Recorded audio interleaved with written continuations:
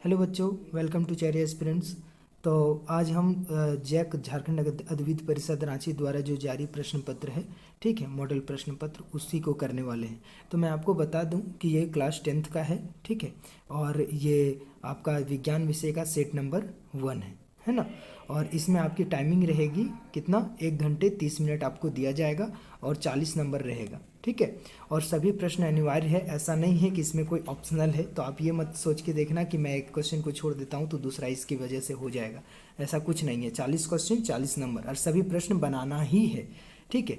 इस तरह के क्वेश्चंस रहेंगे और सभी क्वेश्चंस के एक एक नंबर हैं और इसमें 4 विकल्प आपको दिए रहेंगे, उसमें से कोई एक आपका आंसर सही होगा, ठीक है। तो चलिए हम लोग शुरू करते हैं। और एक सबसे इम्पॉर्टेंट बात, इसमें कोई भी नेगेटिव मार्किंग नहीं कटेगा, यानी आप अगर गलत बनाते हो कोई क्वेश्चन, जैसे आपने 38 सही किया और 2 रॉन्ग किया, तो 2 नंबर आपका जो रॉन्ग किया है उसका कटेगा, लेकिन 38 जो आपने सही किया है उसका मार्क्स नहीं कटेगा। इसी को बोलते हैं नेगेटिव मार्किंग, यानी नेगेटिव मार्किंग नहीं कटता है, ठीक है। मतलब आपका सही नंबर में किसी भी तरह का कोई भी डिडक्शन नहीं होता है, नहीं काटा जाता है। तो चलिए शुरू करते हैं हम लोग।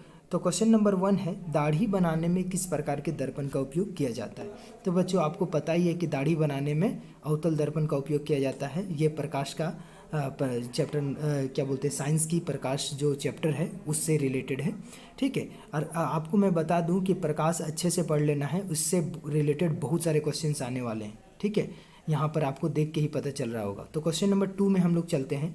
क्वेश्चन नंबर 2 कहता है कि अगर गोलीय दर्पण की फोकस दूरी एवं वक्रता त्रिज्या के बीच संबंध है, गोलीय दर्पण की फोकस दूरी यानी f, ठीक है, और वक्रता त्रिज्या यानी r, तो f बराबर r/2 होता है। तो गोलीय दर्पण की फोकस दूरी और वक्रता त्रिज्या के बीच इस तरह का संबंध है।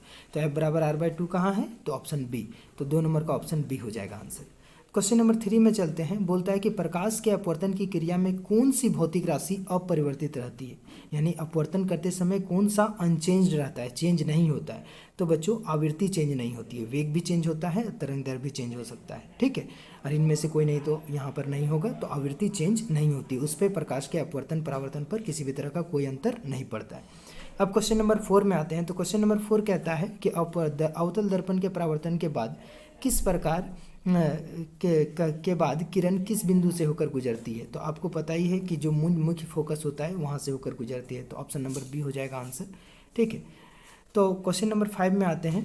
क्वेश्चन नंबर 5 कहता है कि किसी दर्पण में वस्तु को कहीं भी रखने पर वस्तु के बराबर प्रतिबिंब बनते हैं, ठीक है, वस्तु के बराबर और सीधा प्रतिबिंब बनता है। तो बताइए वो कौन सा दर्पण होगा, ठीक है।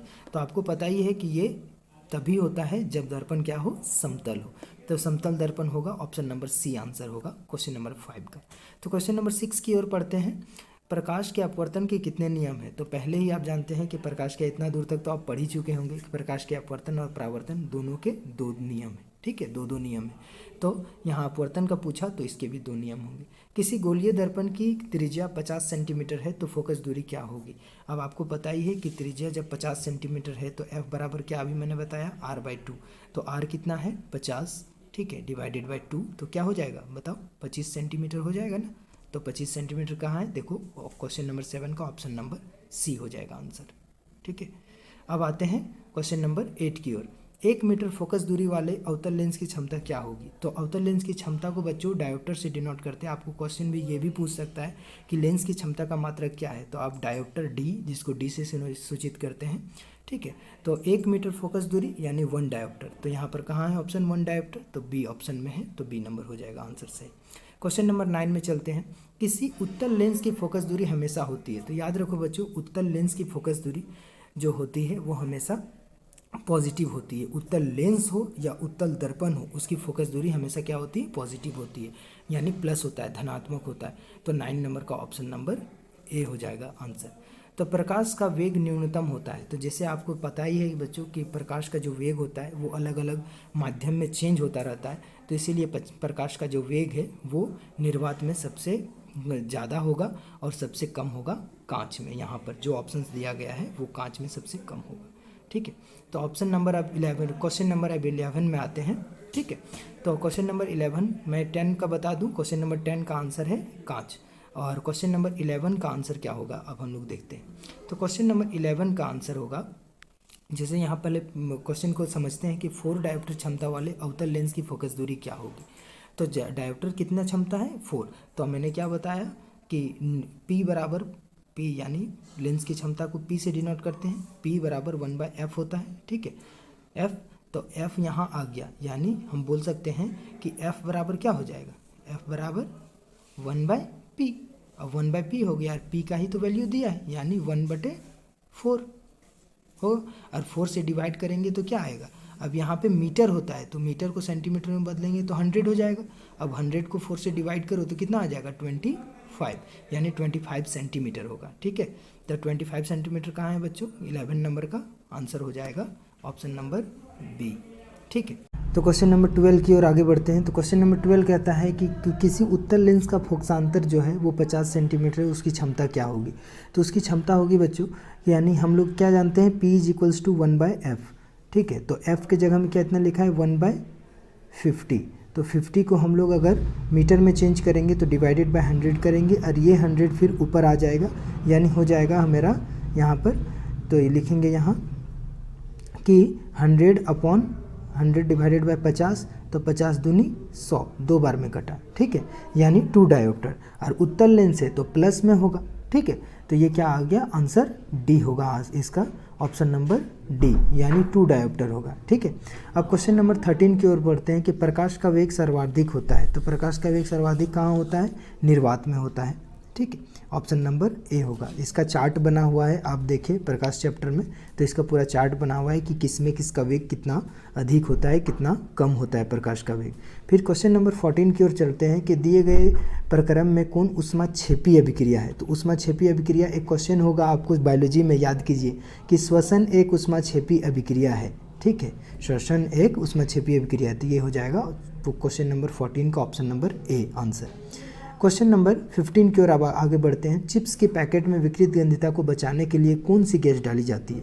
तो आप जो कुरकुरे खाते हैं और चिप्स खाते हैं उसमें विकृत गंधिता को ख़त्म करने के लिए उसमें नाइट्रोजन गैस डाली जाती है। ये आपका चैप्टर 1 का क्वेश्चन ही है, आप ये चीज़ पढ़ चुके होंगे। विकृत गंधिता और एक रेंसिडिटी या संक्षारण, जो लोहे में जंग लगना था, दोनों एक ही जगह है, तो ये हो जाएगा आंसर।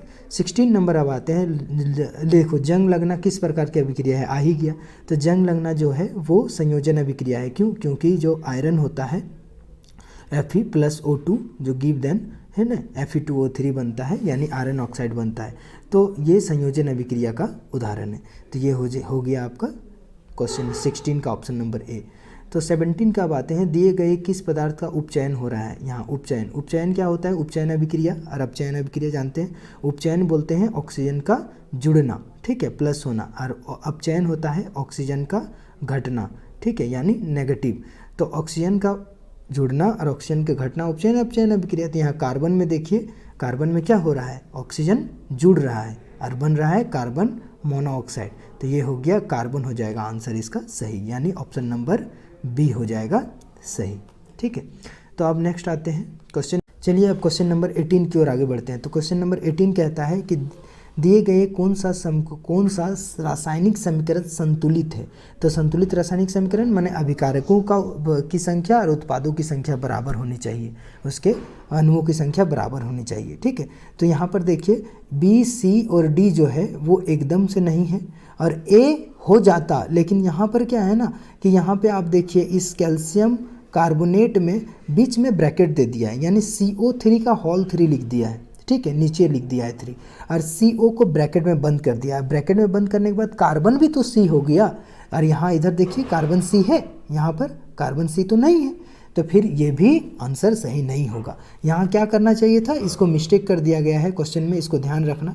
CaOH का होल 2 के जगह में जो आपका लिखा है +CO2 गिव देन, ये होना चाहिए था CaCO3 कैल्शियम कार्बोनेट, ठीक है, +H2O, ये होना चाहिए था +H2O, तब आपका ये सही हो जाता, ठीक है। तब देखिए यहाँ कार्बन यहाँ पर 1 है और ऑक्सीजन 3 है, इधर भी कार्बन 1 और ऑक्सीजन 3 हो जाता, लेकिन ऐसा नहीं है, तो ये मिस्टेक कर दिया है, तो ये कोई भी आंसर सही नहीं होगा। इस तरह के जब क्वेश्चंस आएंगे बच्चों, तो ये जो ऑप्शन, कोई भी ऑप्शन में ऑप्शन नंबर ए ही आप टिक करना यहाँ पर, और नहीं भी टिक करोगे तो आपका जो जैक है, जो बोर्ड है, वो सबको सेम मार्किंग करता है। मतलब अपने तरीके से अगर बोर्ड ने गलती किया क्वेश्चन में को लेकर तो सबका मार्किंग सेम होता है, सबको उस क्वेश्चन का नंबर मिलता है। तो इसमें किसी भी तरह का कोई संदेह नहीं रखना, आपको मार्क्स मिल जाएगा। ठीक है बच्चों, क्वेश्चन नंबर हम 19 की ओर आगे बढ़ते हैं। तो क्वेश्चन नंबर 19 कहता है कि दिए गए चित्र में कौन सी अभिक्रिया हो रही है। तो आप देखिए जो पीबी है यानी लेड है वो कॉपर को क्या कर रहा है, विस्थापित कर दे रहा है और क्लोरीन के साथ आ जा रहा है। तो ये विस्थापन अभिक्रिया होगी। तो ऑप्शन नंबर डी होगा आंसर इसका सही। ठीक है, ऑप्शन डी। और फिर बोल रहा है कि क्वेश्चन नंबर 20 में दिए गए पदार्थ में कौन सा गंधीय सूचक की तरह व्यवहार करता है। तो आपको ये पता ही होगा बच्चों कि गंधीय सूचक में सिर्फ प्याज आता है, कि प्याज एक गंधीय सूचक के नाम से जाना जाता है। ये आप चैप्टर में पढ़ चुके हैं बायोलॉजी में। ठीक है, फिर क्वेश्चन है कि हड्डियों को जोड़ने के लिए डॉक्टर किस प्रकार का लवण का प्रयोग करता है। तो हड्डियों को जोड़ने के लिए जो डॉक्टर के पास लवण होता है वो आप पढ़े होंगे चैप्टर नंबर 2 अम्ल क्षार लवण में। एक कैल्शियम सल्फेट यानी हाफ हाइड्रेटेड कैल्शियम सल्फेट यानी प्लास्टर ऑफ पेरिस, उसी का फार्मूला है CaSO4 × ½ H2O। तो ये हो जाएगा ऑप्शन नंबर डी आंसर। ठीक है, प्लास्टर ऑफ पेरिस का। विरंजक चूर्ण का रासायनिक सूत्र क्या है। फिर वही अम्ल क्षार लवण का ही क्वेश्चन है। ठीक है, वो हो जाएगा कैल्शियम ऑक्सी क्लोराइड। विरंजक चूर्ण का होता है कैल्शियम ऑक्सी क्लोराइड। तो ये हो जाएगा ऑप्शन नंबर सी आंसर। तो चलिए बच्चों क्वेश्चन नंबर 23 की ओर आगे बढ़ते हैं। तो निम्न में से कौन सी अभिक्रिया हो रही है। तो कौन सी अभिक्रिया हो रही है यहाँ पर, तो देखो ये NCERT बुक में आपको चैप्टर नंबर 1 में ही आपको मिल जाएगा। और वहाँ पर आपको लिखा हुआ है कि यह विद्युत वियोजन अभिक्रिया है यानी अपघटन अभिक्रिया। तो एक परखनली में आपको हाइड्रोजन गैस निकलेगा और दूसरी परखनली में आपका ऑक्सीजन गैस निकलेगा। ठीक है, ये देखिए स्क्रीन में शो कर रहा होगा, आप बुक में देख सकते हैं। तो ये हो जाएगा क्या आंसर, वियोजन अभिक्रिया यानी ऑप्शन नंबर बी। ठीक है, क्वेश्चन नंबर 24 है टमाटर में कौन सा अम्ल पाया जाता है। तो अगर ये भी यही अम्ल क्षार लवण का ही क्वेश्चन है जो वहाँ पर आपको बना हुआ है, चार्ट बना हुआ है कि अम्ल क्षार लवण में। ठीक है, कि क्वेश्चन नंबर टमाटर में कौन सा अम्ल पाया जाता है, इमली में कौन सा अम्ल पाया जाता है।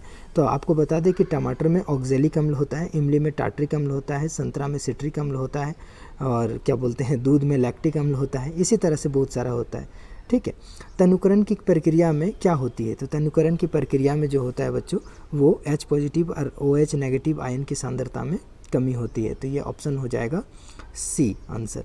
ठीक है, उसके बाद है 26 नंबर क्वेश्चन में कहता है कि निम्नलिखित में कौन सा प्रकाशीय वियोजन का उदाहरण है। तो बच्चों प्रकाशीय वियोजन का सबसे अच्छा एग्जाम्पल है यहाँ पर AgBr यानी सिल्वर ब्रोमाइड। सिल्वर ब्रोमाइड का मैं बता दूं आपको, सिल्वर ब्रोमाइड का अभिक्रिया का उपयोग श्वेत श्याम फोटोग्राफी में भी होता है, श्वेत श्याम फोटोग्राफी। तो आप इसको याद रखें कि श्वेत श्याम फोटोग्राफी में भी सिल्वर ब्रोमाइड की अभिक्रिया का उपयोग होता है। ठीक है, ये भी क्वेश्चन कभी कभी पूछ देता है, तो बहुत बार पूछा गया है। क्वेश्चन नंबर 27 में हम लोग आते हैं और ये प्रकाशीय वियोजन है, मतलब धूप में रखने के बाद ये प्लेट में सिल्वर ब्रोमाइड रखते हैं तो सिल्वर अलग और ब्रोमीन अलग हो जाता है। ठीक है, फिर अमीबा में किस अंग से भोजन ग्रहण करता है। तो अमीबा किस अंग से भोजन ग्रहण करता है। तो अमीबा जो है वो कूटपाद से अपने कूटपादों को बढ़ाता है और भोजन ग्रहण करता है। तो ऑप्शन नंबर सी हो जाएगा आंसर। फिर आता है 28 नंबर क्वेश्चन का 28 पाचन क्रिया में वसा का इमल्सीकरण कौन करता है। तो बच्चों ये बहुत ही कॉन्ट्राडिक्शन क्वेश्चन है। बहुत सारे लोग इसको बोल देते हैं कि श्लेष्मा होगा, पेप्सिन होगा, लेकिन इसका सही आंसर होगा पित्त। ठीक है, यानी डी। क्यों, क्योंकि ये आपके चैप्टर क्या बोलते हैं 6 में अगर आप पेज नंबर 1111 देखें NCERT का, जो अभी स्क्रीन में आपको शो हो रहा होगा, वहाँ पे साफ शब्दों में लिखा गया है कि पित्त लवण उन्हें छोटी नलिकाओं में खंडित कर देता है जिससे एंजाइम की क्रियाशीलता बढ़ जाती है। यह साबुन के मेल पर इमल्सीकरण की तरह ही है, यानी इमल्सीकरण का कार्य करता है। इसका मतलब यही हुआ। तो यहाँ से ये पितरस सोचो कहाँ से दिया गया है, तो इसीलिए आप ठीक से NCERT को रीड करें। और ये एक अगर आप देखिए लूसेंट वाली बुक अगर भैया भैया के पास होगी, दीदी उदी के पास, तो उसका पेज नंबर 1111 में जाना और उसमें से देखना, वहाँ पर लिखा हुआ है कि यह वसाओं को इमल्सीकरण करता है, यानी पित्त के बारे में लिखा हुआ है कि वसाओं को इमल्सीकरण करता है। तो ये हो जाएगा पित्त आंसर, ऑप्शन नंबर डी। इसमें कोई कन्फ्यूजन नहीं होना चाहिए आपको। फिर क्वेश्चन नंबर 29 में जाते हैं बच्चों, क्वेश्चन नंबर 29 कहता है कि निम्नलिखित में से किस जीव में स्वयंपोषी पोषण होता है। तो स्वयंपोषी पोषण स्वयंपोषी में होगा, तो अमरबेल, कवक, अमीबा होगा नहीं, ये सिर्फ हो जाएगा ऑप्शन नंबर डी आम, काहे कि आम ही तो स्वयंपोषी है। मानव हृदय कितने कोष्ठकीय होते हैं। तो मानव हृदय बच्चों ये 4 कोष्ठकीय हृदय में विभक्त होता है, ठीक है।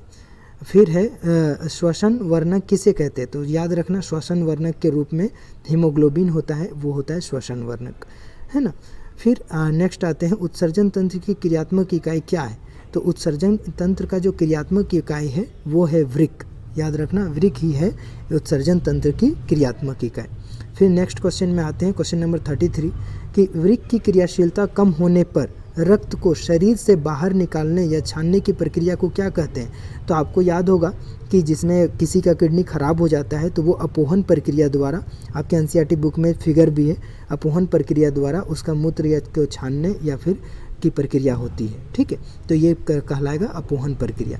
फिर नेक्स्ट क्वेश्चन है 34 नंबर, जनन की मूल घटना क्या है। तो जनन की मूल घटना क्वेश्चन में ही दिया हुआ है आपका कि जनन की मूल घटना डीएनए की प्रतिकृति का बनना है। एक क्वेश्चन है आपका जो जनन में, ठीक है, उसमें डीएनए की प्रतिकृति का बनना ही जनन की मूल घटना है, उसके अकॉर्डिंग बहुत सारा क्वेश्चन वहाँ पर दिया गया है।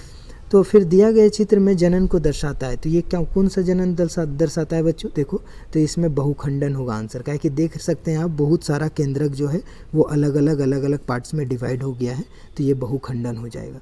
फिर नेक्स्ट नंबर आते हैं क्वेश्चन नंबर 36 में कि नर युग्मक तथा मादा युग्मक के संलयन को क्या कहते हैं। तो ये भी जनन का ही पार्ट है, ठीक है। नर युग्मक और मादा युग्मक के संलयन को कहते हैं बच्चों निषेचन, क्या कहते हैं, निषेचन, ठीक है। फिर नेक्स्ट क्वेश्चन में आते हैं 37 नंबर, लड़कों के यौनारंभ के लक्षणों को नियंत्रण कौन करता है। तो लड़कों के यौनारंभ के समय टेस्टोस्टेरोन करता है, और लड़कियों में पूछे तो प्रोजेस्टेरोन करता है, ठीक है। तो यहाँ लड़कों में पूछा तो टेस्टोस्टेरोन होगा, ठीक है। यौनारंभ के समय, किशोरावस्था के समय वही हार्मोन स्रावित होता है और वो लिंग हार्मोन के नाम से जाना जाता है। तो आपको पूछ सकता है कि लड़कों का एक लिंग हार्मोन इनमें से कौन है, तो फिर भी आपको टेस्टोस्टेरोन ही टिक मारना है, ठीक है। फिर नेक्स्ट क्वेश्चन में आते हैं बच्चों, सौर स्थिरांक का मान है। तो सौर स्थिरांक क्या है। सौर स्थिरांक का मान ये हो जाएगा 1.4 किलोवाट मीटर स्क्वायर, इसको याद रखना है। ये सौर ऊर्जा से रिलेटेड क्वेश्चन है, ठीक है। आप सौर ऊर्जा में जाएंगे तो वहाँ पर आपको 1.4 किलोवाट मीटर पर आवर पर मीटर स्क्वायर आपको एनसीईआरटी बुक में देखने को मिलेगा। फिर आता है जैव गैस का मुख्य घटक क्या है। तो जैव गैस का मुख्य घटक आपको पता ही बच्चों कि मीथेन है, क्या है कि गोबर उबर या फिर किसी भी तरह का जो एनिमल होते हैं वो मर जाते हैं, या उसको किसी भी तरह से हम लोग जब सड़ने का काम होता है तो वहाँ से मीथेन गैस निकलता है, तो जैव डी हो जाएगा ऑप्शन नंबर। फिर क्वेश्चन नंबर 40 लास्ट क्वेश्चन कि महासागरीय तापीय ऊर्जा प्राप्त करने के लिए महासागर के पृष्ठ के जल का ताप और 2 मीटर की गहराई के जल के ताप में कितना का अंतर होना चाहिए। तो याद रखना बच्चों ये 20 डिग्री सेल्सियस, आप 20 यानी बोलता है 20-20 का मैच खेलो, तो 20-20 का मैच खेलना यानी 20 डिग्री सेल्सियस का अंतर होना चाहिए, तभी ही वह महासागरीय तापीय ऊर्जा निकलेगा। तो चलिए आज के लिए इतना ही, फिर हम लोग मिलते हैं नेक्स्ट सेट में। तो आप चैनल को लाइक करें, सब्सक्राइब करें और अच्छे से अपना पढ़ाई करें, तैयारी करें, ताकि वो आप टर्म 1 के एग्ज़ाम में बेहतर से बेहतर रिजल्ट लाए। थैंक यू बच्चों।